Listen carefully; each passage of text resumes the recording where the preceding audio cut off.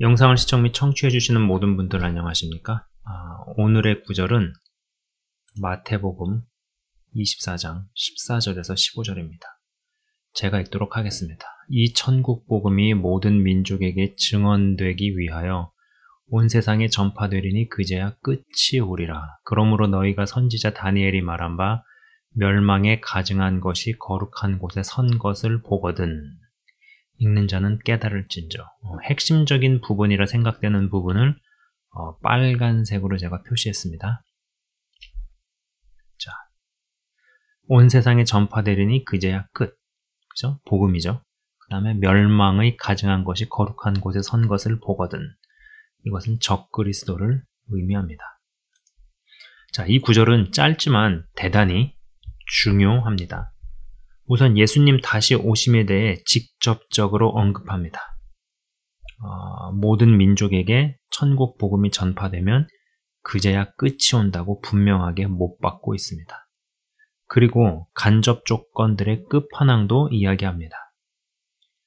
제가 오래전 제작한 영상에서도 언급했지만 주의 재림, 주님의 다시 오심, 주의 재림, 주의 재림에는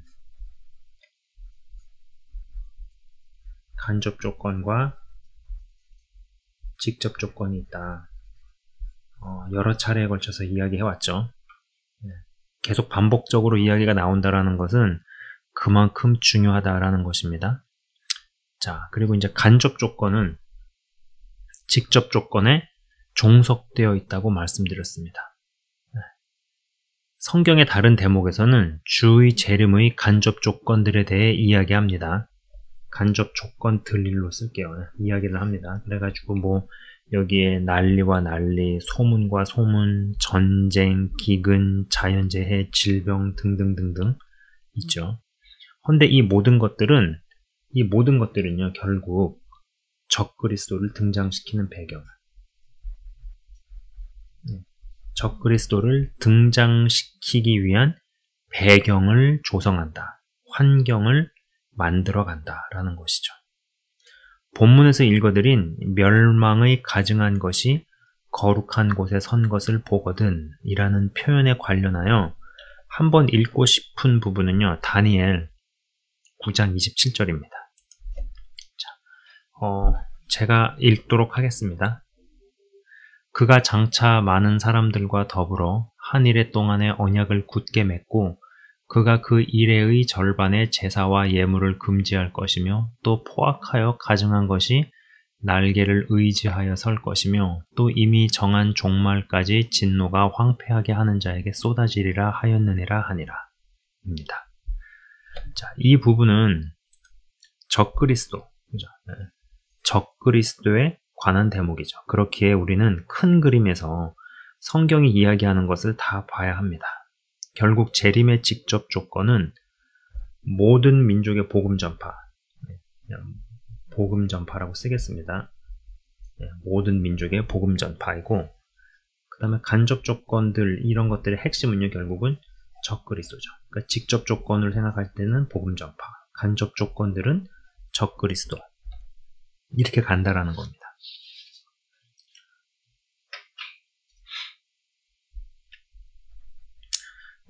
직접 조건으로는 이제 모든 민족의 복음이 전파되는 겁니다. 모든 민족, all nation이라고 써볼까요? 모든 나라와 민족들에게 이제 주의 재림. 근데 이제 간접 조건들에는 아까 말씀드린 것처럼 기근이 있고, 전쟁, 동성애, 종교 통합, 이슬람, 쭉쭉쭉 하는 것들은 결국은 적그리스도를 등판시킬 환경 조성. 이렇게 간다라는 거죠. 자, 저는 분명히 말씀을 드렸습니다. 또 강조해서 말씀을 드립니다. 양쪽을 다 봐야 한다. 양쪽을 다 봐야 한다고 말이죠. 그리고 오른쪽이 직접 조건입니다. 간접 조건들은 직접 조건에 귀속되어 있습니다. 직접 조건이 성취되어 갈수록 간접 조건들이 기승을 부리고 전 지구를 덮습니다. 20년 전에 비해 왜 동성애가, 차별금지법이, 그리고 전 지구적으로 코비드가 터져 사람들이 몸살을 앓는지 아십니까? 아주 간단하게 이야기해서 20년 전보다 재림의 직접 조건이 더 성취되었기 때문입니다. 여기가 그만큼 더 성취가 되었기 때문에 간접 조건들이 팍 치고 올라온다라는 것이죠. 그러한 구조로 간다라는 겁니다. 그리고 그 성취가 절정을 향할 때 사단은 최후의 히든 카드를 던집니다. 그것이 이제 적그리스도죠. 그리고 전지구적으로 적그리스도의 등장을 위해 환경과 상황과 분위기 조성으로 흘러갑니다. 그리고 이 시기는 아랍권의 부흥이 마침내 이스라엘로 연결되어 유대인들이 지금과는 비교도 안 되게 집단적으로 회심하고 돌아올 때 적그리스도의 등장이 더욱더 우리 곁에 다가올 것입니다. 헌데 아랍권의 부흥과 성령의 역사를 이야기하는 분들이 제법 있다는 것이죠. 이러한 큰 그림에서 성경이 이야기하는 주의 재림에 관한 직접 조건, 그리고 그것의 성취에 따른 간접 조건들의 폭발적인 증가들, 여기에 맞물려 돌아가는 이방인의 구원받는 수가 끝나가고 본격적인 유대인들의 구원의 역사가 시작되고 등등을 종합적으로 연결 지을 수 있어야 한다는 것입니다. 자, 주의 재림을 이야기하는 사역자들을 많이 봅니다. 그리고 믿는 우리들에게 어떤 경각심을 불러일으키고 깨어있음을 강조합니다. 헌데 예외 없이 다들 하나같이 세계복음화, 즉 재림의 직접 조건을 이야기하지 않습니다. 그러니까 여기가 가려져 있는 거죠. 어쩌면 그렇게 똑같은지 모르겠습니다. 무슨 수학 공식을 보는 것 같습니다. 주님이 곧 다시 오실 터이니 선교단체도 해산시켜야 한다고 주장을 합니다. 휴거 준비를 해야 한다고 주장을 합니다. 전 지구적으로 벌어지고 일어나는 온갖 사회 현상들에 대해 이야기합니다만 조금 듣다 보면 어떤 분들은 두려움과 공포심만 경험하겠네 라는 생각이 듭니다. 또 그리고 그 생각에 또 여지없이 맞아 떨어진다라는 것이죠. 백신이 666이라고 짐승의 표라고 백신 맞은 사람들을 무슨 상종 못할 주님을 배신한 가룟 유다 보듯이 합니다. 백신 맞은 사람은 이들을 또 반대편에 있는 사람들이죠. 지나친 음모론에 빠진 이로 봅니다. 결국 백신으로 인해 믿는다 하는 분들이 나뉩니다. 전 이것을 보면서 오래전에 베리칩으로 인해 믿는 분들 사이가 틀어지고 교회가 깨진 일들이 떠오릅니다. 그 일의 어떤 업그레이드 버전업 같기도 하다라는 것이죠. 어느 정도의 통제와 정치적 목적으로 백신이 사용되고 있다는 생각은 들지만 백신을 맞았다고 해서 안 맞고 뻗팅기는 일을 지나친 음모론자로 몰고 갈 필요도 없고 백신을 안 맞았다고 해서 맞는 일을 무슨 영혼을 사단에게 바친 자로 볼 필요가 없습니다. 믿는 분들 사이에 관계만 깨지고 교회만 분열되고 사단만 낄낄대고 오실 뿐입니다. 백신이 666 짐승의 표는 아니지만 짐승의 표 전 단계이니 맞으면 안 된다고 이야기합니다. 전 그러한 이야기를 접할 때 바코드나 인터넷, 셀폰은 짐승의 표 전 단계 아닌가?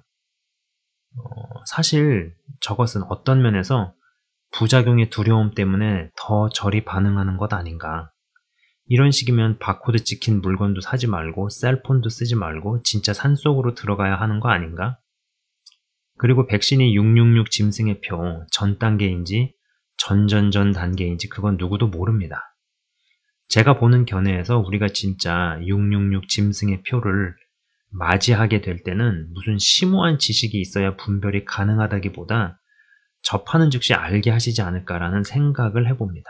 무언가 뚜렷하게 알았음에도 맞게 될 때 짐승의 표인지 모르고 맞았습니다라는 핑계를 못하도록 하나님께서 그러한 구조적인 장치를 설계하지 않으실까라는 생각이죠. 그리고 정말 그러한 때는 단순히 백신을 안 맞겠네 하고 버티는 정도가 아니라 어디 깊은 산속으로 숨어 들어가서 자급자족하는 공동체 생활로 들어가야 할 것입니다. 저는 이러한 때가 실제로 올 수도 있겠고 이러한 상황으로 몰아가신다면 그 전에 하나님께서 모세를 통해 애굽에서 이스라엘 백성들을 탈출시키듯이 그러한 일들을 행하지 않으실까라는 생각입니다. 저에게 백신에 관한 입장을 밝히라고 합니다. 그러면서 채널 운영자를 위해 오랫동안 기도해 왔고 주변 지인들에게도 이 채널을 권면해 왔다고 이야기합니다. 헌데 이미 자신이 듣고픈 이야기를 제가 하는지 안 하는지를 보기 위해 입장을 밝히라는 것 같습니다. 내가 왜 입장을 밝혀야 하지 싶습니다. 그리고 오랫동안 기도해 왔고 주변 지인들에게 이 채널을 권할지 그만둘지를 제 입장을 보고 결정하겠답니다. 무슨 협박이나 회유를 하는 것 같아요. 저는 백신이 666 짐승의 표라고 생각하지 않습니다. 짐승의 표가 될 수 없는 이유는 매매 기능이 없기 때문이죠.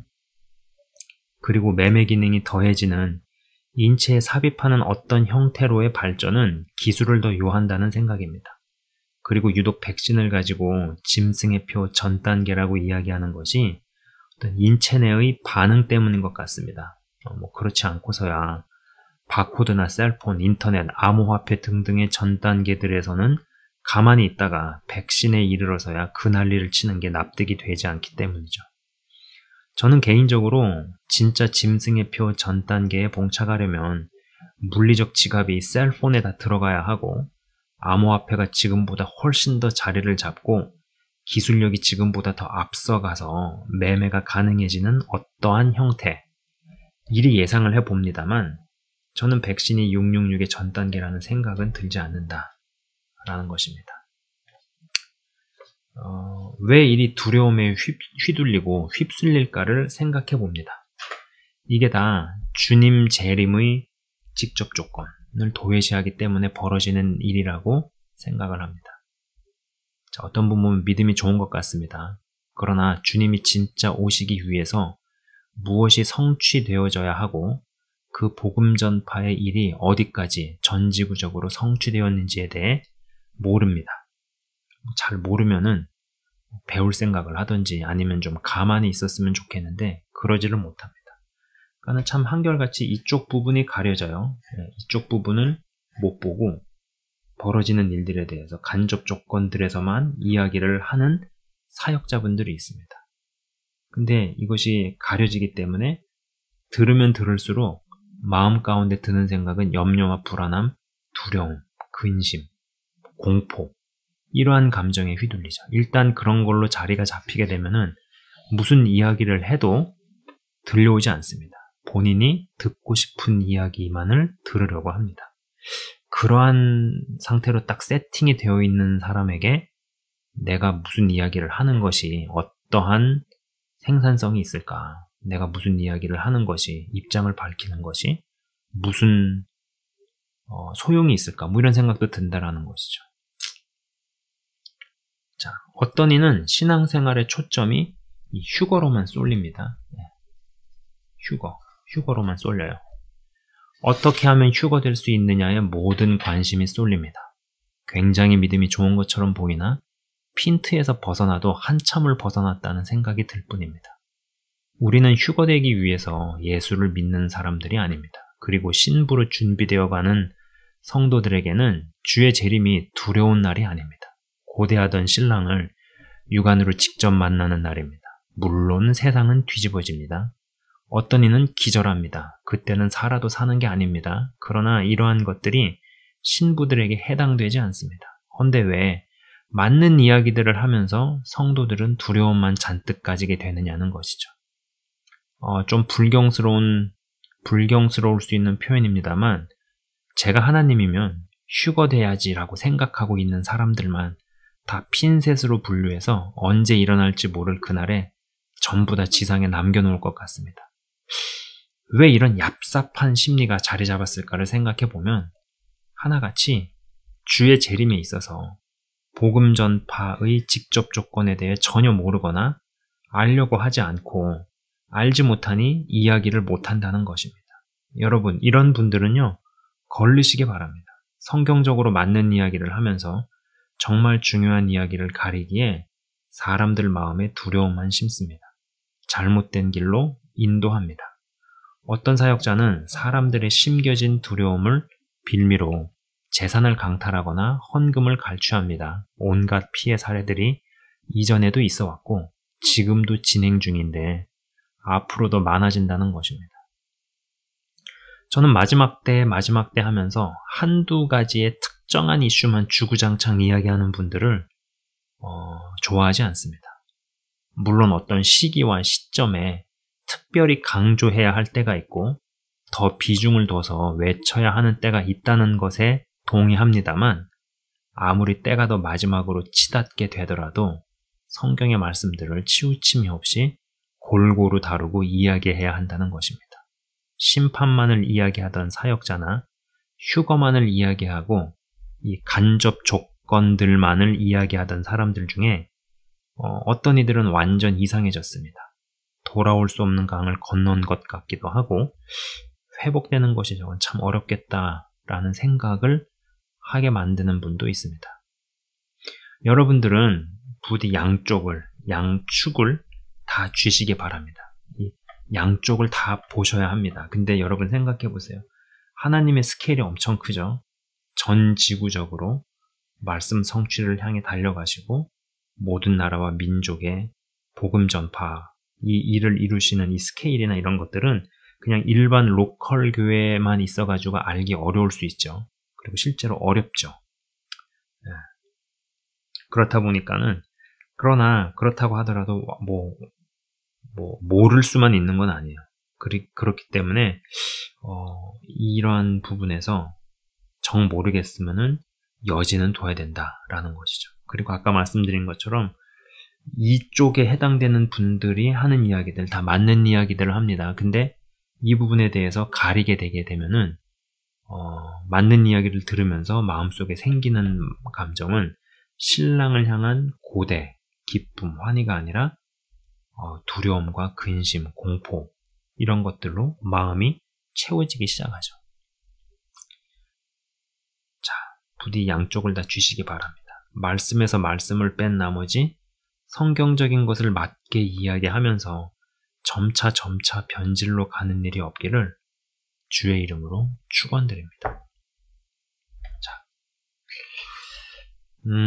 아까 백신 이야기도 잠깐 하고 했지만 저한테 어떠한 글을 남기시거나 이런 분이 있었어요.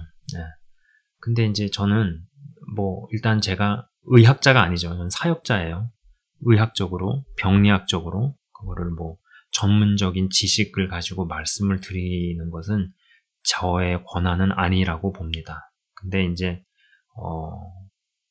여러 영상들이 있고 거짓 정보도 있지만은 맞는 정보를 가지고 역으로 안 좋은 의도로 쓰는 사람들도 있고요. 그런 거를 일일이 다 볼 수도 없고요. 다 알 수도 없어요. 그러나 저는 그런 생각은 합니다. 이게 약간 민족적인 연약함인 것 같아요. 한국 사람들의 연약함이랄까요. 나와 어떤 의견이 다르면은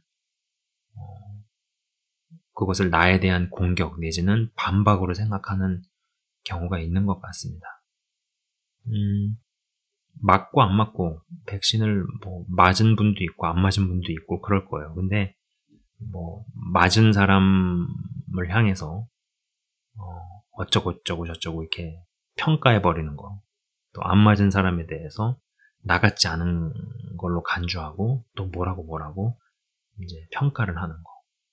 예전에 정말로 그 베리칩 관련해서 오바마 케어가 당장이라도 실행이 돼서 당장이라도 몸속에 칩을 박을 것처럼 선전하고 선동하고 이야기했던 분들이 있습니다. 실제로 그런 일들 때문에 교회가 깨지고 성도분들의 관계가 완전히 삐그러지고 이러한 일들이 있었어요.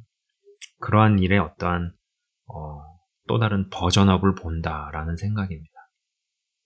그래서